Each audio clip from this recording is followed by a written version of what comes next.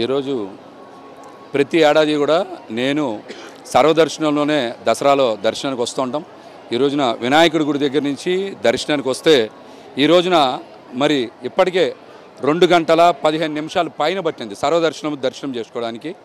మరి ఎందుకు క్యూ లైన్లు చాలా నిదానంగా నడుస్తూ ఉన్నాయో, సామాన్య భక్తులకి ఎందుకు సౌకర్యం అనుకున్నంత స్థాయిలో కల్పించలేకపోతూ ఉన్నారో అధికారులు కూడా సమాధానం చెప్పాలి.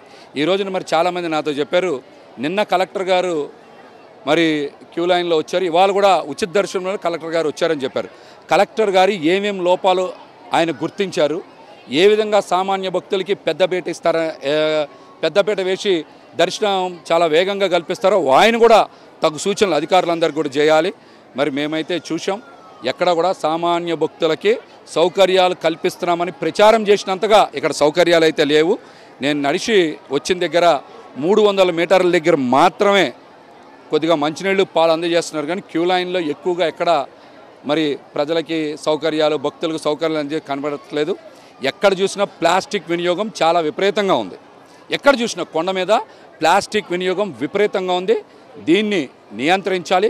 క్యూ లైన్లో కూడా మీరు చూసుకోవచ్చు, వీడియోలు పంపిస్తా, కుక్కలు కూడా అక్కడ రెస్ట్ తీసుకునేటువంటి పరిస్థితి. క్యూ లైన్స్లో కుక్కలు కూడా ఈ రోజున రెస్ట్ తీసుకునే పరిస్థితి.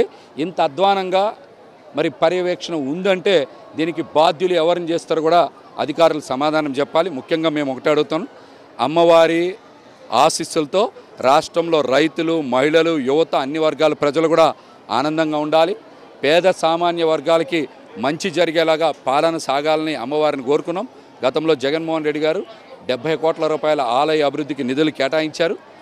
మరి వారిని స్ఫూర్తిగా తీసుకొని కేశినేని చిన్ని గారు కూడా 120 కోట్ల రూపాయల నిధులు మంజూరు చేయిస్తున్నారు.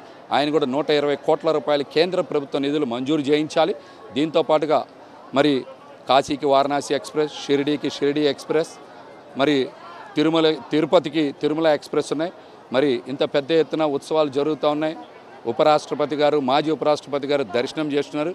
కాబట్టి ఖచ్చితంగా అమ్మవారి ఖ్యాతి పెంచేలాగా ఇంద్రకీలాద్రి ఎక్స్ప్రెస్ అని ఒక ట్రైన్ కూడా నామకరణం చేస్తే బాగుంటుంది.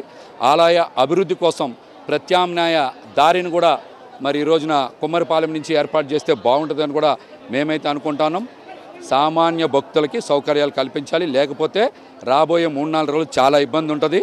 విఐపి భక్తుల దర్శనం పేరుతో ఇష్టానుసారం అక్కడ సామాన్య భక్తులకు ఇబ్బంది కల్పిస్తూ ఉన్నారు. దీని మీద కూడా అధికారులు దృష్టి సారించాలి.